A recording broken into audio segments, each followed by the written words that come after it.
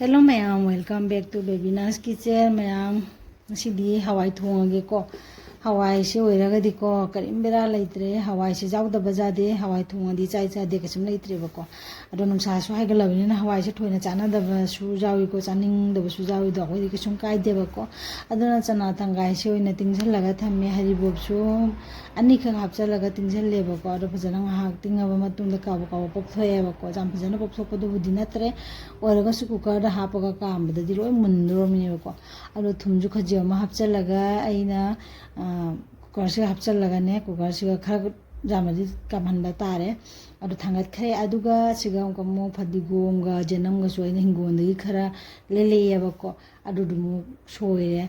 जेनम सिसु जामबा पांबी नते मनि खक्तनियबको अदु सजिबुगी खावरगा लेमहौबदुनियबको फदिगोम सिसु लोइसले अदुना मपान साबो केबो तौरेबको टोमेटो सुसिगा सोइरगा थमे मसला मैम से जेमुसे मसला से होरेने चिथाबसु एक जावरेबा हाफ कैन तरोगा हाफौदबा दुगुंबसु जामना ओयेबको अदुदर मसला से इन हाकतो मसला सिंगसे पुन्ना मुक्ता सुमाइना मसला दबा सेमदा हापगा थमदी झंग लोय हापेदना अदुदुना सिगा मसला दबा से पुथो ए अदु हौजी हमकम आइना ngasai कुकर थांगा खिबदा हवाइदो अदुदो से हांगदरगा जेंगे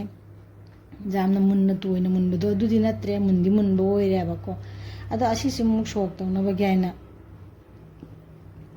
सोक तौनबगी आइना मुक थोरांग तौरे सोंदा खांग थांगलगा थम्मेबको खांगसे जेंगबदा यामना चावबा मानबनी अदो खांगसे यामना पिकबा खांगनी अदुगा अमको मु अच्छा थाव सोइना हापचले अच्छा थाव मास्टर ऑयल सिना हाविको अदो आइदि मतम पुरमक्ता तेजपत्ता से हन हापेबको तेजपत्ता से हिना बजावे हिना दबा जावे आइदि यामना हाइनै मेनम जामना नुसिएबको मोरोक से मु आइना खतंग खक सिक्तलगा थादरगा ngौरिनि नतजि पोखाइरदि किजेयेनाको अदो मोरोक कंगसिसु हापचले अदुगा जीरा खजि हापचले पासपुरन खतंग हापचले अदुगा इ जेनम सोबदुम हापचले जेनम हवाई सिदि जेनमना सोक्तोबसे मनम जाम नुसिएबको अदो सुमाइना तौना मरै मुन ngौरगे अदो जेनम से जामना काना ngौदे इदिको जामना काना ngौखरगदि कनो तौदे नाने का भजदे हाउदि मन नुसिबो वाली हाइदनाने अदो मेथी खजिगा मसु हापचलगा सुमाइना तौरगा ngौरगा को अदो टमाटो दुसु हापचलगा सोक तौरानी अदुम जेनम से चांग से सुमाइना थम्मे जेंग टोमेटो से हापचलगा दि टोमेटो से दि ग्राइंड तौथोक्तरबनिना खतंग मुललगे अदुदुना टोमेटो से खबैसिना खायरगा इना ngौरिनिबको अदुगा हुजी हमकमु हवाइदुम हापचलगा ngौदुइनि हवाइ थुंबरा टोमेटो हापसे हैनबसु जावे हैनदबसु जावे अदो आइदि हैनबनिना आयामा मतमदा टोमेटो सुम हापेबको थुममु खजिगा मचाइ संजरे हाइदि टोमेटो से खरा जांग मुन्ना पथनबगी हाइदननेबको हवाइदुम फुटपदा मतमदा थुम हापखिबनिना थुमजे कोमदि जामना हापरो हिंजांगसे जाखिगनेना खल्लेबको अदुदुननि अदुदुना खाबैसिना ओखायरगा टोमेटो से खरा पथरे हाइबा कांदो हवाइसि मै सोक तौसलगे अदो मैम सोक्तबे मोंगना कमाइना तौबा इना तौबसिगा मानब्रा अद हवाइसे हाना खजिका कोखलगा इना हापचलिनेबको हादुदि मसलादो हापचनदा थावदा काबदो कादनबगी हाइदनने हवाइगी मही जावबा सरुक्तो अदुदो हाना खजिका कोखल हापचले अदुगा हापदबा खोइना नुतिगी सिजिनबा मसलासिंदो हापचले जेंगांग जीरा मोरोग सुबसे लोइना हापचलगा ग्रो खाइरेबा खांगसे खाबैसे खतंग चाना फाते हाइदि खाबैसिना खरा चावरे खांगसिना पिकपनिनाको कदौनि मीदा जामदबनिना जाम चौबा खांगद थोंबदुसु नुआइतेबको पिक्तक तौबसिना आइना हैनाजबा खांगसे असिगना नुआइजेबको अदै जोटकी खांगसे मै जाम हैनाजे अरंग हांगौमिनरगा सुमाइना तौना आइना हिंजांसे मु हापचलगा सोक तौरे मैम हावदबा मानबो योंगसे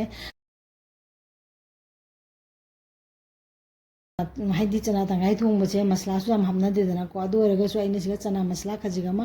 हापचलगा सिमकम सोहलगेबको मही से जामना फकना चानिंगबसु जुम जावी जामना फकना चानिंगदबसु जावेबको आइगी मही सि दैना थोंबगी मही सि जामना फकपसु ओहेनद्रे जामना लांगबसु ओहेनद्रे अदुगा लोइबदा हमकम कस्तूरी मेथी दो अदुनो मुखरा जाय संजरे हैनाब्रा हैनादब्रा खंगदे मयामदि हवाई थोंबदा कस्तूरी मेथी हापसे यामना हावरे मन नुंसिना हावरेबको अदुजुना आइदि कस्तूरी मेथी दु मुखरा मा जाय सले अदुगा लोइबदा जाय सलिसिना मु फदिगोम से मुखरा जाय संजरे ꯐꯗꯤꯒꯣꯝꯁꯤ ꯍꯥꯞꯄꯒꯤꯁꯨ ꯃꯍꯥꯎꯗꯣ ꯇꯣꯉꯥꯟꯅ ꯂꯩꯗꯅꯀꯣ ꯑꯁꯨꯃꯥꯏꯅ ꯇꯧꯅ ꯉꯁꯤꯒꯤ ꯆꯅꯥ ꯇꯪꯈꯥꯏ ꯊꯣꯡꯕꯁꯦ ꯑꯩꯅ ꯁꯤꯒꯤ ꯃꯑꯣꯡꯁꯤꯗ ꯊꯣꯡꯖꯔꯦ ꯃꯌꯥꯝ ꯑꯩꯅ ꯉꯁꯤ ꯊꯣꯡꯉꯤꯕ ꯆꯅꯥ ꯇꯪꯈꯥꯏ ꯊꯣꯡꯕꯁꯦ ꯍꯥꯎꯒꯗ꯭ꯔꯥ ꯍꯥꯎꯔꯣꯏꯗ꯭ꯔꯥ ꯑꯗꯨꯁꯨ ꯈꯔ ꯈꯪꯍꯟꯕꯤꯔꯣ ꯈꯥꯏꯁꯨ ꯈꯥꯏꯗꯣꯛꯆꯔꯦ ꯆꯥꯅꯕꯒꯤꯅꯤ ꯍꯥꯏꯗꯅ ꯃꯌꯥꯝ ꯑꯁꯤꯅꯤ ꯃꯌꯥꯝ ꯉꯁꯤꯒꯤ ꯑꯩꯒꯤ ꯚꯤꯗꯤꯑꯣꯁꯦ ꯆꯅꯥ ꯇꯪꯈꯥꯏ ꯑꯣꯏꯅ ꯊꯣꯡꯕꯒꯤ ꯚꯤꯗꯤꯑꯣꯅꯤ ꯃꯌꯥꯝꯗ ꯁꯨꯝ ꯁꯤꯌꯔ ꯇꯧꯖꯔꯦ ꯄ꯭ꯂꯤꯖ ꯑꯩꯒꯤ ꯆꯦꯅꯦꯜ ꯑꯁꯤꯕꯨ ꯅꯨꯡꯁꯤꯕꯤꯔꯗꯤ ꯂꯥꯏꯛ ꯁꯤꯌꯔ ꯁꯕꯁꯀ꯭ꯔꯥꯏꯕ ꯇꯧꯔꯒ ꯁꯞꯄꯣꯔꯠ ꯃꯌꯥꯝ ꯇꯧꯕꯤꯔꯣ ꯍꯥꯎꯅꯤ ꯍꯥꯎꯔꯣꯏꯗꯣ ꯀꯃꯦꯟꯁꯇꯁꯨ ꯈꯔ ꯈꯪꯍꯟꯕꯤꯔꯛꯑꯣ ꯊꯦꯡꯛ ꯌꯨ ꯃꯌꯥꯝ ꯉꯁꯤꯒꯤꯗꯤ ꯕꯥꯏ ꯃꯊꯪꯗ ꯑꯃꯨꯛ ꯎꯅꯔꯁꯤ